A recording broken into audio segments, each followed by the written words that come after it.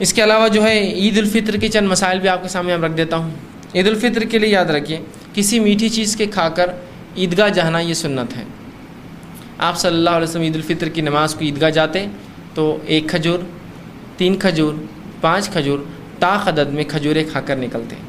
یہ بھی ایک عجیب بات ہے کہ امت مسلمہ کے بہت سے لوگ عید کے دن بھی روزہ رکھتے ہیں نا، فجر سے لے کر عیدگاہ جانے تک روزہ۔ یہ کون سا روزہ ہے مجھے تو نہیں پتا، اور روزے کی کون سی قسم اتنی شارٹ وہ بھی میرے کو پتہ نہیں اس کی کوئی کہ کہاں سے آئی ہے۔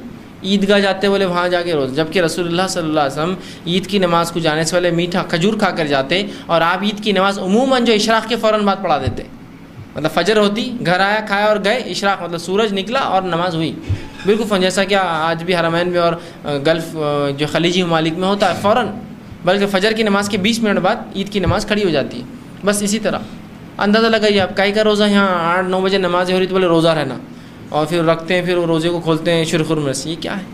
آپ سنت یہ کہ کھجور سے وہ کیجئے۔ تو عید الفطر کو کچھ کھا کر جانا سنت ہے، عید الاضحیٰ کو آ کر کھانا سنت ہے، ٹھیک۔ اور عید الفطر کو میٹھا مطلب کچھ نہ کچھ کھا کے جانا سنت ہے، عید الاضحیٰ میں آ کر جو جانور ذبح کرے اسی کی کلیجی بناتے ہیں اللہ کے رسول اور کھاتے، تو یہ سنت ہے۔ کوشش کیجیے یہ چیزوں پہ عمل ہم کریں۔ تو کچھ کھا کر جانا، اور عید کے دن کو روزہ نہیں ہوتا، یہ حرام دن ہے روزے کے اعتبار سے۔ جو ہے 5 دن ایسے ایام ہیں جن میں روزہ رکھنا حرام ہے۔ ایک عید الفطر، دوسرا عید الاضحیٰ، اور باقی ایام تشریق کھانے پینے کے دن جو ہوتے جو عید الاضحیٰ کے بعد چلتے ہیں۔ 10 عید الاضحیٰ 10 جو ہے تاریخ جو ہوتی ہے عید کی، عید الاضحیٰ جس کو ہم کہتے ہیں، تو یہ تو ہوا ذی الحجہ کے مہینے کی عید کا دن۔ اس کے بعد 11 ذی الحجہ، 12 ذی الحجہ اور 13 ذی الحجہ یہ ایام تشریق ہے، کھانے پینے کے دن ہے۔ تو یہ 4 دن ایک ساتھ آتے ہیں، اور عید الفطر 5، یہ 5 دن روزہ رکھنا حرام ہے، یاد رکھیے۔ تو عید کے دن کوئی روزہ نہیں ہوتا، اتنا چھوٹا روزہ تو ہوتا ہی نہیں کسی بھی حال میں، ٹھیک۔ جو لوگ رکھتے ہیں اکثر لوگ سمجھتے ہیں روزہ رہتا اور پھر کھجور کھانا، روزہ کھولنا اور پھر عیدگاہ جانا، درست نہیں ہے، کوئی روزہ نہیں عید کے دن۔ تو میٹھی چیز کھا کر آپ جائیں گے، بالخصوص کھجور، اور وہ بھی طاق عدد میں 1، 3، 5، ٹھیک ہے۔ لیکن سلسلے کو جاری ہی مت رکھیے آپ، 1 کھا لی، اب 2 کھا لی، اب 3 کھا لیتا، پھر 4 کھا لی، 5 کھا لیتا، 6، اور کھجور کھاتے بیٹھے ہوئے آپ ادھر، ٹھیک۔ یہ درست نہیں، مقصد یہ کہ آپ کچھ کھا کر جا رسول اللہ کو بتانا تھا یہ چیز، ٹھیک۔ اسی طرح نماز عید کے لیے پیدل جانا اور پیدل واپس آنا سنت ہے۔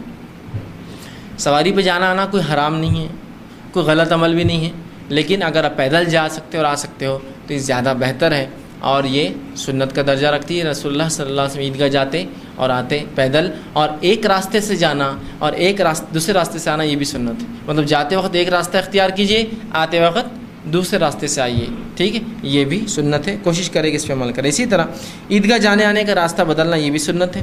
نماز عید کو بستی سے باہر عیدگاہ میں پڑھنا یہ سنت ہے، اور اللہ کے رسول ہمیشہ اس کو بستی سے باہر کھلے میدان میں پڑھتے تھے، جو کھلا ہو، آسمان کے نیچے کوئی چیز ہو۔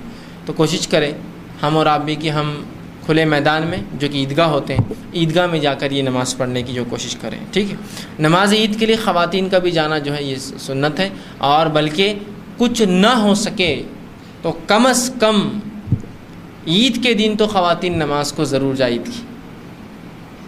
عید کے، اس لیے کہ یہ اجتماع شہر کے لیول پر اجتماع ہوتا ہے، تو کم از کم عید کے دن جائیں۔ اور نبی اکرم صلی اللہ علیہ وسلم فرماتے ہیں، حدیث میں یہ الفاظ ہے، حضرت ام عطیہ رضی اللہ عنہا یہ فرماتی ہیں، سے روایت ہے کہ رسول اللہ صلی اللہ علیہ وسلم ہمیں حکم دیا، کیا حکم دیا؟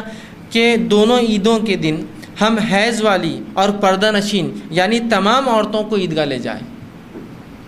آپ انداز لگائیے نبی اکرم صلی اللہ علیہ وسلم کیا حکم دے رہے، اس حکم کی حد دیکھیے کہ وہ فرما رہی کہ رسول اللہ حکم دیتے تھے عیدگاہ، عید کی نماز کے لیے تمام عورتیں عیدگاہ جائے، حتیٰ کہ پردہ نشین مطلب بڑی عورتیں، بالغ عورتیں، اور چھوٹی جو پردہ نہیں کرتی وہ بھی، اور حیض والی عورتیں بھی جائیں۔ دیکھیے اندازہ لگائی، حیض والی عورت نماز نہیں پڑھ سکتی، ہم جانتے ہیں، لیکن عیدگاہ مسجد نہیں ہوتی، اس لیے وہ آ سکتی ہے اس کے اندر۔ مسجد میں ایسی عورت نہیں جائیں گی، لیکن عیدگاہ آ سکتی، عیدگاہ مسجد نہیں ہوتی ہے، ٹھیک۔ حیض والی عورتوں کو بھی حکم دیتے کہ وہ مسجد جائے، عیدگاہ جائے، عیدگاہ انہیں لائے تاکہ وہ مسلمانوں کے ساتھ نماز اور دعاؤں میں شرکت کریں۔ جو غیر حیض والی عورتیں ہوں گی وہ نماز پڑھیں گی، اور حیض والی عورتیں دعاؤں میں شرکت کریں گی جب امام خطیب جو ہے خطبے کے اندر دعا کریں گے۔ بات سمجھ میں آ رہی؟ کتنی تاکیدی حکم ہے یہ کہ رسول اللہ ہمیں حکم دیا کرتے کہ تمام عورتوں کو، حیض والی، بغیر حیض والی، مطلب جو پاک ہے جو ہے سب کو لے جائے۔ کہاں لے جائے؟ عیدگاہ، کم از کم کچھ نہیں تو عیدگاہ تو کم از کم سال میں ایک بار عورت آئے اور مسلمانوں کے اجتماع میں شامل ہو۔ اور امام کی دعاؤں میں شرکت کریں، یہ ضروری ہے، یاد رکھیں۔ لیکن یہ سنت کو ہم نے بھلا دیا۔ آج عیدگاہوں میں سب سے پہلے تو کوئی نظم نہیں ہے، نہیں بے پردہ کیوں، یہ ہوں گی فلاں ہوں گی۔ دیکھیے شریعت نے جب حکم دے دیا، نظم کرنا آپ کا کام ہے، نظم کرنا۔ ہم سے اگر کوئی چیز نہیں ہوئی تو شریعت پہ الزام مت لگائیے۔ یہ بات بالکل درست ہے کہ ایک عورت کے لیے افضل ہے کہ اپنے گھر پہ نماز پڑھے، لیکن یہاں تاکیدی حکم رسول اللہ دے رہے، نکالا کرو، لاؤ ان کو مسجد میں، عیدگاہ کے اندر لایا کرو عید کے دن۔ حتیٰ کہ جو پردہ نشین ہیں عورتیں جن پہ نماز فرض ہے، اور وہ عورتیں جو حیض والی، ان کو بھی لاؤ۔ یہ لوگ الگ بیٹھیں گی یہ عورتیں، اور امام کی دعاؤں میں شامل ہوں گی جب خطیب دعائیں کریں گے، اور باقی عورتیں نماز پڑھیں۔ پتہ چلا کہ عورتوں کو بھی چاہیے کہ عیدگاہ جائیں۔ یہ عجیب بات ہے، جو سنت ہے اس کو تو ہم چاہتے ہیں کہ عمل نہ کریں، اور جو غیر سنت چیزیں اس پہ دیکھیے کس حد تک عمل چل رہا ہے کہ اس کی کوئی انتہا نہیں، بلکہ کبھی کبھار لگتا ہے کہ وہ غیر سنت چیزیں ہی دین ہیں، اور جو سنت ہے وہ شاید دین کا کبھی حصہ تھی نہ کبھی رہیں گی۔ اس حد تک ہم نے سنت کو مسخ کر دیا، مار دیا، ختم کر دیا۔ تو عید کے دن یاد رکھیے یہ سنت ہے کہ رسول اللہ تاکیدی حکم دیتے کہ عورتوں کو بھی لایا جائے، ہر عورت عیدگاہ میں شامل ہو، تاکہ وہ خطیب کے ساتھ جو ہے مسلمانوں کے ساتھ رہے، ان کے ساتھ نماز پڑھے اور ان کی دعاؤں میں شرکت کرے۔ بلکہ رسول اللہ صلی اللہ علیہ وسلم عید کی نماز پڑھاتے، مردوں کو خطبہ دیتے، چونکہ انتظام نہیں تھا، عورتیں پیچھے ہوتی تھی، سنیں، پھر پیچھے جاتے تھے اور عورتوں کو الگ سے واضح نصیحت کرتے تھے۔ پہلے مردوں کو کرتے تھے، پھر عورتوں کو بھی کرتے تھے، دونوں کو کرتے تھے، اندازہ لگائیں۔